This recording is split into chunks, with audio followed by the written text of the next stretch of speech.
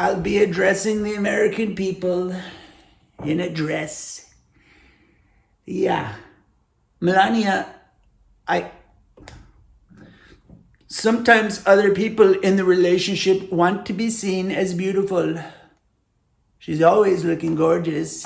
It's amazing. They say it. Everyone says it. I mean, I get calls in the night. Putti calls. He says, you know, your wife, she's gorgeous. She's wonderful. I have freckles? I do. It's just one of my... You know, Putti has freckles too. Little Gigi, we like to play these games. But if we can't do this, Melania, if we can't, moving forward, as of today, henceforth, there will be a policy across the entire United States government. There will only be two genders, male and female. I do really wonder what Elon would look in a dress. I do wonder. I sometimes do have a small fantasy about what would RFK look like in a dress. I do think about these things. You know, who else is out there secretly because their wives are looking too beautiful? You know, Melania, your feet are huge. I'm wearing your shoes right now. They're like water skis. They're the biggest feet has anyone noticed? You notice they never film her feet. We've now obviously crossed a threshold where we're giving people jobs that you have to be good at. I assume being a pilot is challenging and you have to be good at it, right? I think actually, you know what? We all assume that. I have no idea though. Maybe planes just fly themselves and you could have a monkey fly it. Like, could be. Don't you dare try to now say, oh, he's comparing minorities to monkeys, right? Like, because, yeah, subtly that just happened. That wasn't what I meant. It's just, like, that's a saying. You could have a trained monkey do it. Like, dude, it has nothing to do with... Okay, terrible phrase. I pick anything else. Pick anything else. That was terrible. Well, if we're optimistic, yes. A critical mass of Americans have reached non-racist behavior, and so people can now hire just based on meritocracy, colorblind meritocracy. And if that's the case, then it'll be a massive win for everybody. The critics would say, no, we haven't reached a critical mass of non-racist hiring. Racism is still prominent in American culture, so this meritocracy isn't going to work out well, and the rich are going to get richer, and the poor are going to get poorer. But I don't think so. I think we have reached a critical mass of post-racist hiring ability. Obviously, there's still plenty of racism out there in every which way, shape, or form, but I think we've reached a critical mass where I think most people want someone who's really good at the job, and they don't care if the person's black or white or Asian or Mexican or man or woman or straight or gay. I don't fucking care when I hire people. I want them to be good at the job, and I think the vast majority of people want them to be good at the job. So if that's happening, it's going to be hugely beneficial for everything in our country. Yes. Because skill and capability will be promoted and rewarded, and that will be a positive reinforcing cycle. Almost like an outcast where you weren't allowed to have an opinion about many issues. Is that true? No, if you were a straight white male, you sucked. Wait, what really did that mean? Like, what were the things? If you were a straight white male, it meant that you were a privileged individual and you'd been enjoying the privileges of like the royalty and the aristocracy, so you should be ashamed of yourself and you should feel guilty and you should just have your tail between your legs and apologize for your straight white male privilege and all your riches and power and positions of superiority. How many of the straight white men in the U.S. do you think actually embodied that? How many do you think actually believed that?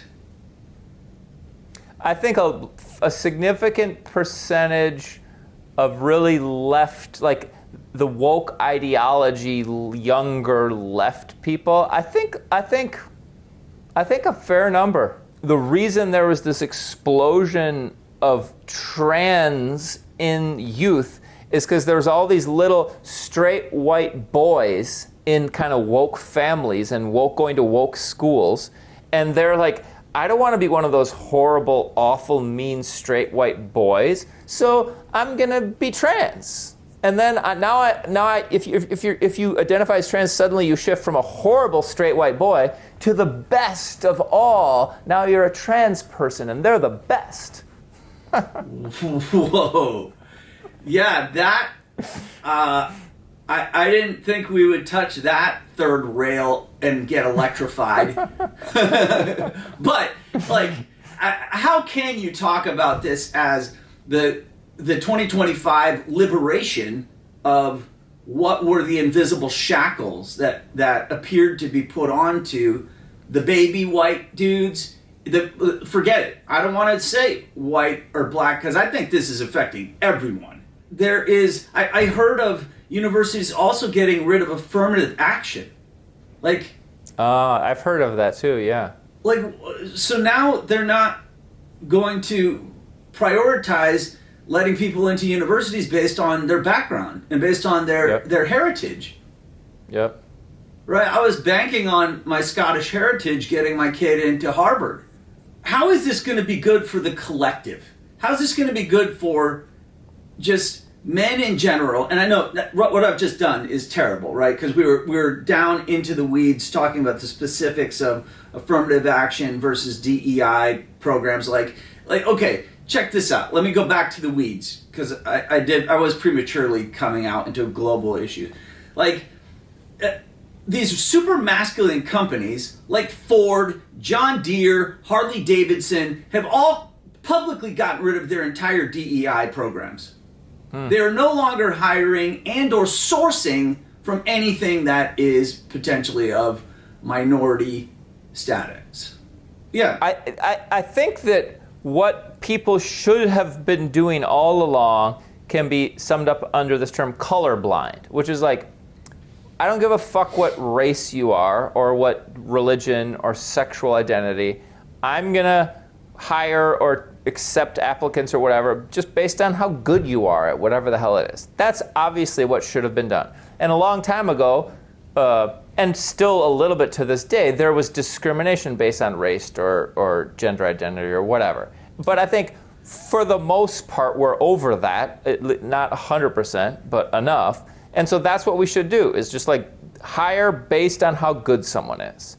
But there was this weird woke period that just was growing and growing and growing and has reached a super high point in 2020 probably, where they weren't doing that. They were hiring based on race. It's like kind of the same thing they were doing back in the 1920s, but reverse. And it's like, Jesus Christ.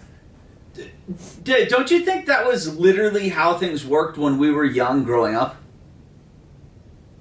Like, when you first... More so than recently, yeah. But I do think way back then, there was more racial discrimination. I do think that,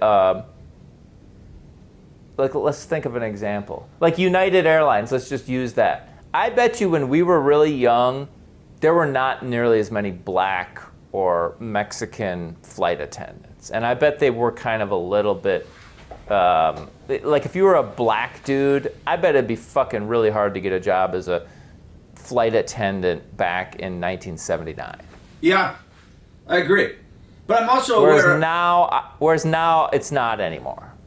Yeah, I remember graduating college in 99, maybe, and a lot of my friends were Asian. It was an engineering school, and they were talking about hitting a glass ceiling where, because they were Asian, they mostly were kept in jobs of production rather than management. And to get into a management job, you had to also then go get an MBA from Harvard, and then boom, that would crack you through. But if you just had an engineering degree, you were likely to spend your entire career working as a basically just engineer. Yep. Right? Like you would just be put on project after project after project, never in a leadership role. Right? And so I guess that has changed. Yeah. So yeah, I think we've come a long way in like post-racist awareness. Yeah. But I think in America in 2024 we've reached a critical mass where it's obviously out there, but it's out there in all different shapes and forms. There's racism against white men now, and there's Asians are racist against black people, and Mexicans are racist against Venezuelans, and whatever. There's everything. So it's still out there. Yeah. But I think we've reached a critical mass where it's like, it's not the most important issue, and we need to get back to meritocracy, where you hire someone based on how fucking good they are. What do you think's going to happen? So I'll try to maintain this optimistic view, but like, what do you think's going to happen with all the people who were hired under this kind of a, we just have to fit enough of these minority people within the various roles, right? Well, hopefully they start to get put under the critical lens of meritocracy, and if they're not good enough, they get a chance to step up, and if they don't, they get let go and they get replaced by someone who's good. Well, that sounds tough, except like that is kind of how it works in everything, from sports to like, yes, like if you to Darwinian survival of the fittest, to everything. It's like that's the way the planet is, and if you don't do that, you start enabling laziness and stupidity and I think there's a lot of that, and we got to get rid of that. They're moderating the content to make sure that the public is safe from bad messages, right? Yeah. And so Zuckerberg is trying to align with X or Twitter and use kind of a crowdsourcing method instead of having a team of guys who say good or bad, right? Yep. And I wonder, what do you think is going to happen if there is massive change happening within the government and it's being completely banned and shadowed so no one can see what it is? Like, no one... Because, look, if they start to reveal, like, hey, here's the parts of the government that were terribly corrupt and look at all the misallocated funding. Like, look where it all went. Like, holy crap. And then that information is immediately just like, through alphabet agencies, just shut down. Never allowed to come out. Like, what? How is that going to work? You mean if they do sort of censor the news of all the fucked up shit that the government was doing? Yes, exactly. Because, like, I think the big plan is to then have continuous reveal of, oh, look at what we found, so we're restructuring it this way now. Yeah. And based on the past couple years, I don't see that happening. I see there just being like a giant, almost like the UK, where it's like, oh, if anyone ever says this, it would be too damaging for anyone to hear. It would be too damaging to the CIA. It would be too damaging to find out that the DOD's funding was just down a hole. And so then they'll be like, we can't possibly reveal it. Yes. So you're saying that despite Musk's statement that he's going to try to be really transparent, you don't believe that. You think that they'll keep hiding it. Well, I don't know how, because you see the concept of why they would censor it. It's the same. Yeah, it's the same. There's a million different reasons, and we don't really know because we don't know what the info they're hiding is. Right.